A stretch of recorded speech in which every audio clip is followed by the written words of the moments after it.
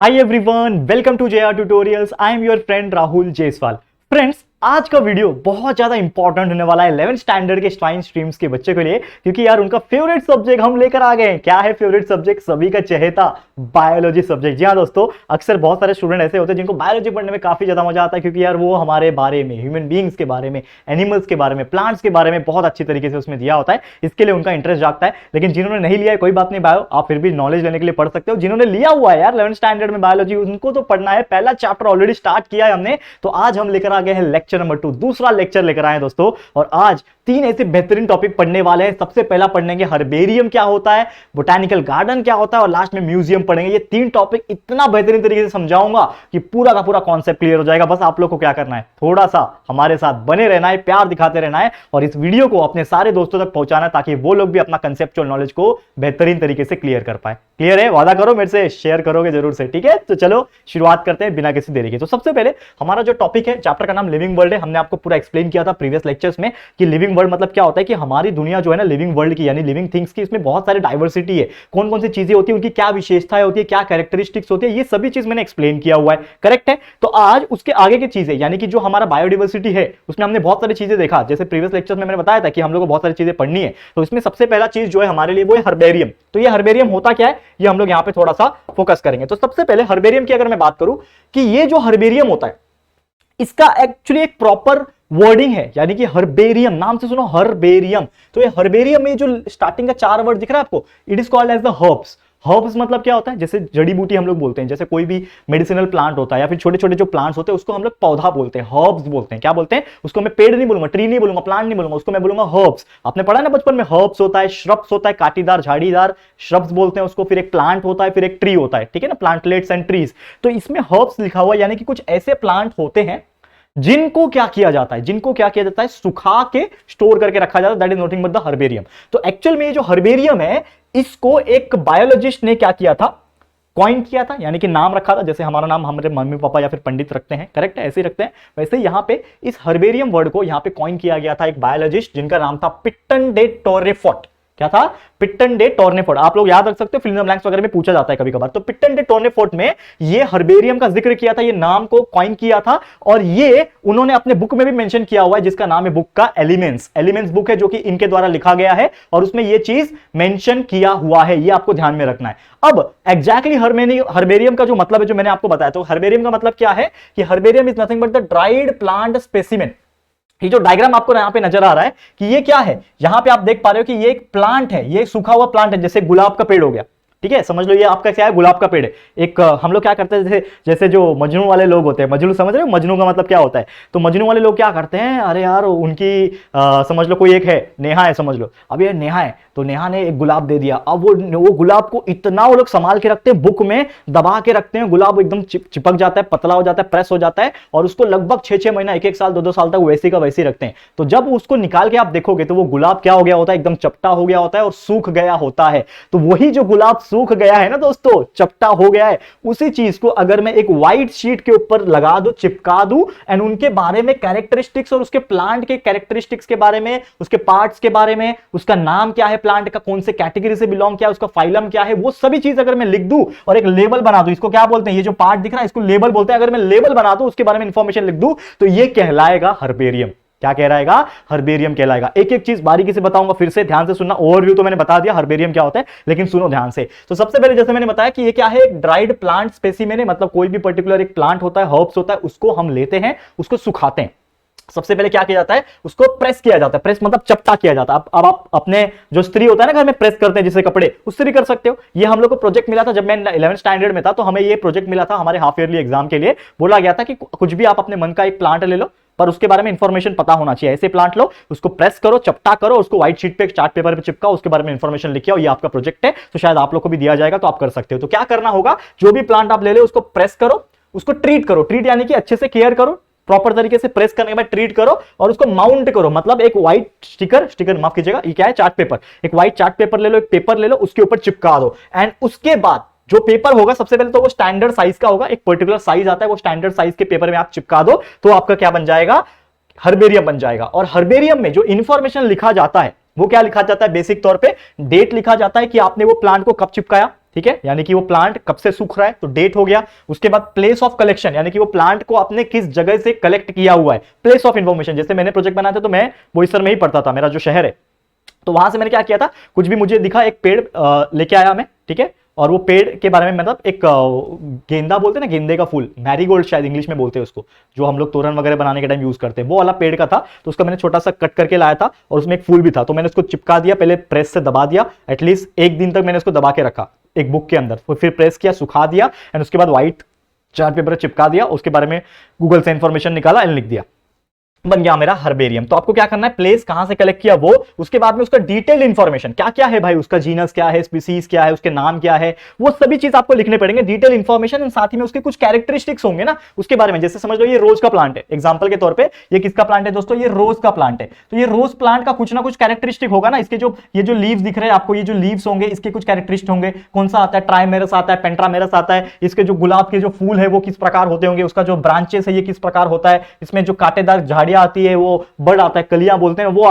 क्या है ये सब चीज, तो उसके बारे में इंफॉर्मेशन लिखो, कैरेक्टरिस्टिक्स लिखो, फिर आपका लोकल नेम आ जाएगा, मतलब ये जो पेड़ होगा जो आपने लाया, देखो हर एक चीज का ना एक लोकल नेम होता है और एक साइंटिफिक नेम होता है। जैसे मैंगो है तो मैंगो को हम लोग लोकल नेम में मैंगो बोलते हैं, आम बोलते हैं, आंबा बोलते हैं, ठीक है ना, कैरी बोलते हैं, बहुत सारी चीजें बोलते हैं हम लोग, लेकिन उसका एक साइंटिफिक नेम है, क्या है, मैंगीफेरा इंडिका। ये आपने पढ़ा है, नहीं पढ़ा है कोई बात नहीं, 10वीं में हमारे था मैंगीफेरा इंडिका, नहीं पढ़ा है तो हम आगे सिखाएंगे, चिंता नहीं करना, हम है आपके लिए, हम है। नीम को क्या बोलते हैं, आजादी रचता इंडिका, ठीक है, समझ में आया। रोज को क्या बोलते हैं, रोजा साइनेसिस, ठीक है। कोबरे को क्या बोलते हैं, नाजा नाजा ये सब पढ़ाएंगे, टेंशन मत लेना। बायोलॉजी मेरे साथ पढ़ने वाले हो यार, सबसे पहला जिंदगी में जो शुरुआत किया था मैंने ऑफलाइन ट्यूटोरियल्स में पढ़ाना, मैंने बायोलॉजी सब्जेक्ट पढ़ाया था, जो कि एक्चुअल में मेरा सब्जेक्ट नहीं था, लेकिन मैंने बायोलॉजी पढ़ाया, 2 साल 3 साल पढ़ाया, उसके बाद मुझे आदत लगी और बायोलॉजी मुझे बहुत ईजी लगने लगा। सोचो एक इंजीनियरिंग किया वो बंदा बायोलॉजी पढ़ा रहा है, जो कि बायोलॉजी नहीं होता है उनको ऑप्शन में, याद रखना। तो भी आपको मैं चीज सिखा रहा हूं और कॉन्फिडेंस के साथ बोल सकता हूं कि 11th स्टैंडर्ड का बायोलॉजी तो आपको एकदम परफेक्ट बना दूंगा, टेंशन बिल्कुल मत लेना। जिस प्रकार 10th तक आपने साइंस पढ़ा, साइंस में बायोलॉजी था ना 10th के में, तो आपने विश्वास किया, आपको बहुत अच्छे से पढ़ा, आपको अच्छा भी लगा होगा, आपके अच्छे मार्क्स भी आए होंगे। उसी प्रकार 11th स्टैंडर्ड में बायोलॉजी पढ़ो, मैथ्स भी पढ़ो मेरे से, बाकी हर सब्जेक्ट पढ़ो, टेंशन मत लो, बस आपके राहुल सर पे विश्वास रखो, ट्रस्ट मी, अपना मेहनत और राहुल सर का मेहनत कंबाइन करेंगे, 90+% निकाल के दिखाएंगे एग्जाम में, ठीक है। चलो नेक्स्ट क्वेश्चन, हाँ नेक्स्ट क्वेश्चन, माफ करना आदत हो गई है बोलने की, नेक्स्ट क्वेश्चन मैथ ज्यादा पढ़ाता हूं इसके लिए, चलो ठीक है। तो लोकल नेम हो गया, तो लोकल नेम हमें लिखना है, उसके कलेक्टर को नेम लिखना है। कलेक्टर मतलब क्या, यानी कि किसने किया, समझ लो आपने किया, मैंने किया, तो मैं अपना नाम भी लिखूंगा, इसमें डिटेल्स होते हैं, आपका नाम, इसका नाम, कैरेक्टर का नाम, ये नाम, वो नाम, प्लेस का नाम, ये सब आपको लिखना पड़ता है। तो कलेक्टर नेम, एंड साथ ही में ये जो लेबल होता है ना, जिसको हम लोग क्या बोलते हैं, ये चीज को हम लोग बोलते हैं लेबल, क्या बोलते हैं इसको, लेबल बोलते हैं। तो ये लेबल लिखना पड़ता है, जो कि हमेशा उस शीट के लोअर राइट कॉर्नर में होता है। वो जो शीट होता है वो शीट के लोअर नीचे राइट कॉर्नर में हमेशा होता है शीट पे, वो हमेशा याद रखना। और इसी चीज को हम लोग क्या बोलते हैं, हर्बेरियम। तो उम्मीद करता हूं ये समझ में आ गया होगा कि हर्बेरियम है क्या, बहुत बेसिक सा चीज था। क्या है हर्बेरियम, एक सूखा हुआ पेड़ को चपटा करके लाना है, व्हाइट शीट पे चिपकाना है, उसका डिटेल इंफॉर्मेशन, कैरेक्टरिस्टिक सब लिखना है, बन गया आपका herbarium, that is called as herbarium. क्यों काम आता है हर्बेरियम, तो सबसे पहली बात ये इसलिए काम आता है ताकि हम लोग वो प्लांट के स्पेसिमेन के बारे में पढ़ सके। प्लांट है क्योंकि हम लोग क्या पढ़ रहे हैं, अभी बॉटनी पढ़ रहे हैं, मतलब प्लांट का पार्ट पढ़ रहे हैं। एक जूलॉजी होता है एनिमल का पार्ट, एक बॉटनी होता है, एक प्लांट का पार्ट होता है। तो हम लोग प्लांट के बारे में पढ़ रहे हैं, तो कल को अगर कोई प्लांट्स नहीं है और मुझे देखना नहीं है प्लांट को, लेकिन मेरे को यहाँ पे सीखना है, तो मैं क्या कर सकता हूँ, वो प्लांट के हर्बेरिया को देख सकता हूँ और उसके बारे में नॉलेज इकट्ठा कर सकता हूँ। बहुत सारे म्यूजियम्स होते हैं, बहुत सारे बोटानिकल गार्डन होते हैं, उसमें हर्बेरियम चिपका होता है। कोई भी विजिटर जाता है, जब देखता है और देखता है कि यार ये प्लांट है, सूखा हुआ लगा के रखा है और यहाँ पे वो चीज लिखा हुआ इंफॉर्मेशन, तो हम लोग को उस प्लांट के बारे में इंफॉर्मेशन वहीं से पता चल जाता है। हम लोग को कहीं जाने की जरूरत नहीं है, हमको तो पता नहीं ना, हमको गूगल करने की जरूरत नहीं, हम बस हर्बेरियम चले जाएंगे, हर्बेरियम में इस प्रकार के चिपकाए हुए बहुत सारे शीट्स आपको देखने मिल जाएंगे और वहां से आप इंफॉर्मेशन निकाल सकते हो और अच्छे से नॉलेज बढ़ा सकते हैं। और बहुत सारे लोग घूमने जाते हैं, जैसे हम लोग म्यूजियम जाते हैं, जूलॉजी पार्क जाते हैं, नेशनल पार्क जाते हैं, वैसे हर्बेरियम भी हम जा सकते हैं घूमने के लिए। करेक्ट है, जा सकते हैं, पता लगाना कौन कौन से हर्बेरियम है हमारे इंडिया में, वहां पे आप विजिट करके आना जब भी मौका मिले, ठीक है। नेक्स्ट क्वेश्चन, मतलब नेक्स्ट टॉपिक क्या है हमारे लिए, बोटानिकल गार्डन। बोटानिकल गार्डन क्या होता है, गार्डन है, चलो नाचेंगे ठीक है। तो गार्डन एक्चुअली मतलब क्या, ये गार्डन तो है, लेकिन गार्डन में बोटानिकल, ये जो वर्ड आपको दिख रहा है, ये दिख रहा है आपको, ये बोटानिकल, तो इसमें बोटानिकल में एक वर्ड छुपा हुआ है जिसको हम लोग बोलते हैं बॉटनी। क्या बोलते हैं दोस्तों, बॉटनी। ये जो बॉटनी होता है इसको हम लोग बोलते हैं प्लांट का पार्ट, क्योंकि बायोलॉजी एक ऐसा फील्ड है जिसमें 2 हिस्सा आता है, एक होता है बॉटनी, दूसरा होता है जूलॉजी। जूलॉजी एनिमल के बारे में पढ़ाया जाता है, बॉटनी प्लांट्स के बारे में पढ़ाया जाता है। यानी एक जो टॉपिक है हमारा बोटानिकल गार्डन, ये एक ऐसे गार्डन्स होते हैं जिसमें बहुत सारे विभिन्न प्रकार के पेड़ पौधे को कंजर्व किया जाता है और विजिटर्स वहां पे जाते हैं ताकि उनके बारे में स्टडी कर सके, उनको जान सके, उनको करीब से महसूस कर सके। नहीं तो यार कहां मौका मिलता है? आप जंगल में चले जाओ, लेकिन आपको पता नहीं चलता है कि ये कौन सा पेड़ है, ये कौन सा पेड़ है, जंगल जंगल दिखता है। लेकिन जब बोटानिकल गार्डन में जाओगे तो उसकी कंप्लीट इंफॉर्मेशन आपको देखने मिल जाएगी। एग्जांपल के तौर पे यहां पे देखो कि एक समझ लो ये पेड़ है, किसका पेड़ है? Great banyan tree. आपको दिख रहा है ये बहुत ही बड़ा बनियान ट्री है। बनियान ट्री मतलब क्या होता है? बरगद का पेड़, पता है? तो हमारे इसमें ना बहुत पुराने पुराने बरगद का पेड़ है। यहाँ पे बहुत सारे इंफॉर्मेशन उसके लिखे हुए हैं कि ये ग्रेट बनियान ट्री सबसे ज्यादा अट्रैक्टिव चीज है, मतलब वहां पे बोटानिकल गार्डन में। तो यहाँ पे उसके बारे में लिखा है। देखो कितना बड़ा है, कितना उसके, देखो उसके जो ये है लाइनिंग जो है कितने दूर दूर तक है, जो जड़ें लटकती है ना। हम लोग तो बचपन में एक हमारे मोहल्ले में भी था, तो हम लोग उसके ऊपर जड़ को पकड़ के ऐसा झूला झूलते थे। आप लोग झूलते थे कि नहीं? बचपन में मैंने झूला हुआ है, ठीक है। तो हम लोग झूला झूलते थे, झूला बना के उसके ऊपर बैठ के झूला झूलते थे, ठीक है ना। तो ये सब चीज हमने किया हुआ है। तो बोटानिकल गार्डन मतलब ऐसे गार्डन होते हैं जिसमें बहुत सारे variety of plants, different different varieties को क्या किया जाता है? कलेक्ट किया जाता है, एक साथ उगाया जाता है, या फिर उस पर्टिकुलर रीजन को कंजर्व किया जाता है। साथ ही में जो अलग अलग डिफरेंट पार्ट्स होते हैं ना, ये पूरे वर्ल्ड में से लाया जाता है। मतलब सिर्फ ऐसा नहीं है कि सिर्फ इंडिया में लाया जा रहा है, ये अलग अलग दुनिया के कोने से पेड़ को लाया जाता है, उसके स्पेसिमेंस को लाया जाता है। मतलब एक गमले में लाएंगे, एक पौधे को लाएंगे और उसको यहां पे बोएंगे और वो बड़ा हो जाएगा। तो हमारे इंडिया में भी ऐसे ऐसे पेड़ हैं जो एक्चुअल में इंडियन नहीं है, वो बाहर देश से लाए गए, लेकिन वो ग्रो हो रहे हैं। उसको सर्टेन कंडीशंस प्रोवाइड करने पड़ते हैं, प्रॉपर धूप वगैरह, पानी जो भी चाहिए उनके हिसाब से वो प्रोवाइड करना पड़ता है, लेकिन वो ग्रो होते हैं। तो अलग अलग पार्ट ऑफ द वर्ल्ड से लाया जाता है और अलग अलग पार्ट ऑफ द वर्ल्ड में आपको बोटानिकल गार्डन देखने मिल जाएंगे। मैं भी एक बोटानिकल गार्डन में गया हुआ हूं जो कि दिल्ली में है, ठीक है। बोटानिकल गार्डन एक मेट्रो स्टेशन का ही नाम है, तो वहां पे आप जा सकते हैं। राजौरी गार्डन, माफ कीजिएगा, राजौरी गार्डन, वहां पे भी एक बहुत अच्छा बोटानिकल गार्डन है, वहां पे आप विजिट कर सकते हो, ठीक है। अब ये जो भी बोटानिकल गार्डन है उसको कंजर्व किया जाता है वीवो मैनर में। ये जो वीवो मैनर है ये होता क्या है? तो वीवो मैनर मतलब साइंटिफिक तरीके से प्लस सिस्टमैटिकल मैनर। यानी कि साइंटिफिक तरीका क्या है कि उसका नाम क्या है, उसके हिसाब से उसके कंडीशनल क्या रिक्वायरमेंट्स है वो, एंड साथ ही में एक सिस्टमैटिक अरेंजमेंट कि ये नाम के हिसाब से ये पेड़ ऐसे रहेंगे, ये ऐसे रहेंगे, इस प्रकार से उसको साइंटिफिक प्लस सिस्टमैटिक तरीके से अरेंज करके उस बोटानिकल गार्डन में रखा जाता है। एंड साथ ही में लेबल प्रोवाइड किया जाता है। लेबल आर प्रोवाइडेड, यानी कि ये जो बरगद का पेड़ है इसमें लेबल, बड़ा सा बैनर लगा हुआ है, बड़ा सा बोर्ड लगाया हुआ है। ये क्या है? ये उसका लेबल है। ये क्या बताता है हमें? उसके बारे में इंफॉर्मेशन बताएगा। लेबल क्या बताएगा? उसके बारे में इंफॉर्मेशन, कब का पेड़ है, कौन सा पेड़ है, क्या स्पेसिमेन है, कब से लगाया गया है, कितना साल जिएगा, कितने साल से जी रहा है। इस प्रकार से कई सारे इंफॉर्मेशन आपको वहां पे देखने मिल जाएंगे। साइंटिफिक एंड लोकल नेम्स भी दिया रहेगा। जैसे मैंने बोला कि एक पेड़ है समझ लो मैंगो का, तो मैंगो का साइंटिफिक नेम होता है मैंगीफेरा इंडिका। लोकल नेम क्या होता है? Mango tree. या फिर आम का पेड़, आंबाचा पेड़, आंबाचा झाड़, ठीक है ना। तो इस प्रकार से हम लोग बोल सकते हैं, करेक्ट है कि नहीं? यहां पे मुझे बताओ। तो यहां पे साइंटिफिक प्लस लोकल नेम उस पेड़ का क्या है वो सभी चीज बताया जाता है। साथ ही में बायोडिवर्सिटी कंजर्वेशन के लिए ये बहुत ज्यादा हेल्पफुल है, क्योंकि आप सोचोगे कि सर ये क्यों चाहिए हम लोग को? हम जूलॉजी जाते हैं, सॉरी जू जाते हैं, जू जिसमें बहुत सारे जानवर को प्रिजर्व किया जाता है ताकि हम लोग जाके देख सके। ये हमारे मनोरंजन के लिए नहीं होता है, वो तो हमने बना दिया है कि चलो हम देखने जाएंगे तो हमें टिकट्स देके, पैसा देके मनोरंजन के लिए हो जाएगा। लेकिन एक्चुअल में जूलॉजी का मतलब क्या है? जू क्यों है, नेशनल पार्क्स क्यों है? ताकि उनको कंजर्व करके रखा जा सके, ताकि वो एनिमल्स या फिर जो प्लांट्स है वो एक्सटिंक्ट ना हो जाए, वो दुनिया से खत्म ना हो जाए। क्योंकि जैसे हम इंसान आज के डेट में हर चीज को कंट्रोल कर सकते हैं, ये आप भी जानते हो। इसके लिए हमने हर चीज बना लिया, एक्वेरियम बना लिया, बड़े बड़े फिशेस को लाके रख लिया ताकि वो हमारे नजर में सुरक्षित रहे, कुछ तो स्पेसिमेन रहे ना। अभी शायद डायनासोर होते हमारे साथ तो हम डायनासोर को भी स्टोर करके रखते हैं ताकि ये एक्सटिंक्ट ना हो जाए। जैसे बहुत सारे एनिमल ऐसे हैं जो एक्सटिंक्ट हो गए, व्हाइट टाइगर हो गए, लगभग एक्सटिंक्ट हो गया। बहुत सारे ऐसे ऐसे एनिमल है जो एक्सटिंक्ट हो गए, मतलब दुनिया से सर्वनाश हो गया, उनका गायब हो गए, जैसे डायनासोर हो गए थे। तो वैसे ही और भी प्लांट्स और भी एनिमल्स ना हो, इसीलिए उनको एक एक कैटेगरीज को कंजर्व किया जाता है, प्रोटेक्ट किया जाता है। Biological park, botanical garden, zoological park, national park, ये सब बनाया जाता है। वाइल्ड लाइफ सेंचुरीज बनाई जाती है ताकि उनको रखा जाए और ताकि हम भी जाके देखे, मजे ले सके, देख के अच्छा लगे, हमें इंफॉर्मेशन भी मिल सके और वो भी सुरक्षित रह सके। तो इसीलिए ये सब किया जाता है, मजे लेने के लिए नहीं है, वो तो एक पार्ट है, ठीक है ना। तो ये आपको समझना पड़ेगा, यानी कि कहीं ना कहीं बायोडाइवर्सिटी के कंजर्वेशन के लिए काम आ रहा है और साथ ही में बैलेंसिंग द इकोसिस्टम। हमारा जो इकोसिस्टम है, हमारा जो इन्वायरमेंट है, ताकि प्लांट्स और एनिमल लाइफ दोनों बैलेंस हो सके, हमारा पूरा का पूरा जो इन्वायरमेंट है, जो इकोसिस्टम है, वो प्रॉपर तरीके से मेंटेन और बैलेंस हो सके। इसीलिए ये जो बोटानिकल गार्डन है इसको क्या किया जाता है? प्रिजर्व किया जाता है। क्लियर है? तो उम्मीद करता हूं कि ये भी इंफॉर्मेशन आपको समझ में आ गई होगी। अब चलते हैं हमारे आज के आखिरी टॉपिक की तरफ, जो कि हमारा सबसे लास्ट और बेस्ट टॉपिक है, जो कि है दोस्तों म्यूजियम।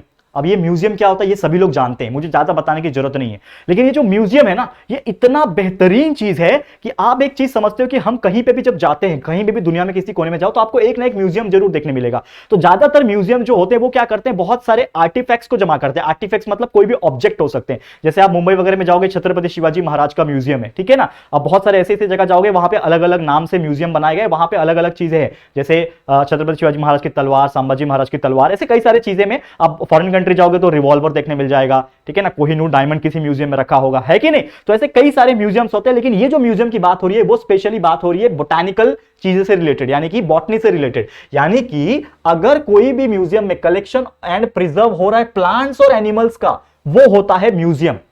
मतलब अगर कोई म्यूजियम ऐसा है जिसमें प्लांट्स के स्पेसिमेंस को और एनिमल्स के स्पेसिमेंस को, ठीक है, स्टोर करके रखा गया है, प्रिजर्व करके रखा गया है, ताकि लोग आए देखें और इंफॉर्मेशन कलेक्ट कर सके और उनको देख के अच्छा फील कर सके, तो वो होता है proper museum of plants and animals. याद रहेगा, मतलब इन म्यूजियम में प्लांट्स को और एनिमल्स को प्रिजर्व किया जाता है, कलेक्शन किया जाता है। अब कलेक्शन प्रिजर्वेशन के लिए प्लांट्स का तो चलो ठीक है, लेकिन एनिमल्स को कैसे करोगे, तो मैं आपको बता दूं, जैसे एक डेड बॉडी जब होती है किसी भी इंसान की या फिर जानवर की, उसको अगर हमें स्टोर करना है, प्रिजर्व करना है, तो हमें उसमें केमिकल ऐड करना पड़ता है। वो केमिकल का नाम है दोस्तों फॉर्मेलिन। वो क्या बोलते हैं, उसको फॉर्मेलिन बोलते हैं, और यही फॉर्मेलिन यूज किया जाता है फॉर द प्रिजर्वेशन। और ये फॉर्मेलिन एक्चुअल में क्या होता है, 10 to 40%, 10% से 14% फॉर्मल्डिहाइड होता है। आप 11th स्टैंडर्ड केमिस्ट्री में पढ़ोगे फॉर्मल्डिहाइड क्या होता है, ठीक है। एसिडाल्डिहाइड का फर्स्ट हाइड्रोकार्बन फॉर्मल्डिहाइड होता है, और ये इसका इस्तेमाल होता है डेड बॉडी वगैरह को स्टोर करने के लिए लंबे समय तक। तो वैसे ही ऑब्वियसली डेड बॉडी है ना, एनिमल्स के स्पेसिमेन, प्लांट्स के स्पेसिमेंस क्या है, एक तरीके से डेड बॉडी है, तो उनको लंबे समय तक स्टोर करने के लिए एक जार होता है, एक ट्रांसपेरेंट कांच का जार होता है। वो जार के अंदर प्लांट्स के, एनिमल्स के स्पेसिमेन रखे जाते हैं, और वो पूरे कांच के अंदर फॉर्मेलिन होता है, और वो उसको स्टोर करके रखता है लंबे समय तक। और एक चीज ये होने के बाद, जैसे मैंने बोला कि उसको ट्रांसपेरेंट जार में रखा जाता है, लेकिन साथ ही में उस पर लेबल लगाया जाता है। लेबल क्यों लगाओगे, तभी तो पता चलेगा कि ये कौन सा प्लांट है, कौन सा एनिमल है, वो लगाना पड़ता है ताकि जो भी लोग आए उसको देखें, इंफॉर्मेशन ले सके। साथ ही में जितने भी बड़े बड़े लार्जर बर्ड्स होते हैं और एनिमल्स जो होते हैं ना, वो भी प्रिजर्व किए जाते हैं। यहां पे आप सोचो, बड़े बड़े जो एनिमल्स होते हैं, बड़े बड़े जो बर्ड्स होते हैं, उनको भी बड़े बड़े जार्स में फॉर्मेलिन के साथ प्रिजर्व किया जाता है, और उस पर भी लेबल किया जाता है ताकि लोग इंफॉर्मेशन वहां से कलेक्ट कर सके। और ये जो साइंस है ना प्रिजर्व करने वाला, इसको कहा जाता है दोस्तों टैक्सीडर्मी। ये जो साइंस है इसको कहा जाता है टैक्सीडर्मी साइंस। क्या कहते हैं, द प्रिजर्वेशन जो होता है, जो ये हो रहा है, ये साइंस को टैक्सीडर्मी बोलते हैं। ये याद रखना बहुत इंपॉर्टेंट चीज है। और जितने भी ड्राइड स्पेसिमेन होते हैं, सूखे स्पेसिमेन होते हैं, उनको भी रखा जाता है। जो सूख गए होते हैं नेचुरली, सुखा के उसको रखा जाता है, केप्ट किया जाता है, स्टोर किया जाता है। और जितने भी कलेक्शंस हो रहे हैं, मैं आपको बता दूं, म्यूजियम्स में आपको क्या क्या देखने मिल जाएंगे। म्यूजियम्स में आपको the collection of shells, shells होते हैं, घोंगे बोलते हैं, घोंगे क्या बोलते हैं पता नहीं हिंदी में, शेल्स बोलते हैं। इंसेक्ट्स होते हैं, स्केलेटन्स होते हैं बहुत सारे एनिमल्स के, वो सबको स्टोर किया जाता है। हमारे लैबोरेटरी में भी एक स्केलेटन था ह्यूमन का, लेकिन वो नकली था। असली में भी किसी मेडिकल कॉलेज में आप जाओगे तो देखने मिल जाएगा। तो ये सब चीज कलेक्ट किया जाता है, एंड पूरा का पूरा बायोडाइवर्सिटी स्टडीज जो है वो इसके ऊपर डिपेंड करता है। यहाँ पे एक पिक्चर हम लोग लेके आए, जैसे कि यहाँ पे देख रहे हैं, ये आपको राइनो है। ये क्या है, राइनोसोरस, राइनो बोलते हैं ना, राइनो, तो राइनो है। तो ऐसे बहुत सारे क्या होते हैं, म्यूजियम्स होते हैं। तो वो राइनो का, ये असली राइनो नहीं होगा मेरे हिसाब से, नकली होगा। लेकिन बहुत सारे यहाँ पे आपको देखो, यहाँ पे ये इंसेक्ट दिख रहे हैं आपको, क्लियर इमेज नहीं है लेकिन फिर भी आपको दिख रहे हैं। यहाँ पे देखो बहुत सारे प्लांट्स के स्पेसिमेंस है, ठीक है। तो ऐसे बहुत सारे पेंटिंग्स है, उसको स्टोर करके रखा हुआ है। यहाँ पे आप देखोगे बहुत सारे क्या है, कांच में रखे हुए बहुत सारे एनिमल्स के फॉसिल्स है, मतलब उसके जो कंकाल वगैरह होते हैं वो सब रखे हुए। तो ये सब चीज से क्या पता चलता है कि जब भी आप म्यूजियम घूमने जाते हो, म्यूजियम देखने जाते हो, तो आपको ऐसे बहुत सारे प्लांट्स एंड एनिमल्स, साथ में ये सब चीजें आपको देखने मिल जाती है, जो कि हमारे इंफॉर्मेशन के लिए बहुत इंपॉर्टेंट होता है। क्लियर है। तो उम्मीद करता हूं कि यार ये सब चीजें आपको बहुत अच्छी लगी होगी। और जब भी हम घूमने जाते हैं, हिल स्टेशन वगैरह जाते हैं, जा सकते हैं बिंदास, लेकिन कभी मौका मिले जिंदगी में तो museum, botanical garden, national park वगैरह भी जाया करो। अपने पेरेंट्स से रिक्वेस्ट किया करो कि यार छुट्टी बनाने यहाँ पे जाते हैं, एक दिन के लिए जाओ, बहुत अच्छा लगेगा। ऐसा लगेगा कि यार जो आपने पढ़ाई की है ना, वो रियल लाइफ में ये है। तो ये आपको मजा आएगा, और शायद आपका इंटरेस्ट बढ़ जाए तो आप उसमें पढ़ाई कर सकते हो, बहुत सारी स्टडीज होती है, वो सब चीज कर सकोगे तो बहुत अच्छा लगेगा। ठीक है, चलो फिर आज के लिए ये वीडियो इतना ही। Thank you so much for watching this video. उम्मीद करता हूं कि हमारे ये 3 टॉपिक्स आपके लिए बहुत ज्यादा मजेदार रहे होंगे, और इतना मजा आपको कभी नहीं आया होगा हमारे इस लेक्चर में। ठीक है, तो डेफिनेटली आज का लेक्चर तो समाप्त होता है, लेकिन इसके आगे के जो भी टॉपिक्स है इस चैप्टर के, हम लोग आपको पढ़ाएंगे हमारे 3rd लेक्चर में, बायोलॉजी के लेक्चर नंबर 3 का वेट कर लेना, मजा आने वाला है। बस आप लोग से एक रिक्वेस्ट है कि आप लोग को अगर ये वीडियो अच्छा लगा है, दमदार लगा है, तो प्लीज दमदार लाइक ठोक देना दोस्तों, और अपने दोस्तों के साथ जितना हो सके शेयर करना, क्योंकि ये शेयर करना बहुत ज्यादा इंपॉर्टेंट है। तो प्लीज शेयर टू एवरीवन। और अगर फर्स्ट टाइम आए हो चैनल पे, अभी तक चैनल को सब्सक्राइब नहीं किया है ना, तो फटाफट से हमारे चैनल को सब्सक्राइब कर देना, बाजू में बेल आइकन को प्रेस कर दो दोस्तों, ताकि नोटिफिकेशंस आपको मिलती रहेंगी। ठीक है फ्रेंड्स, तो जल्दी मिलेंगे हमारे न्यू वीडियो में, तब तक के लिए thank you and good bye.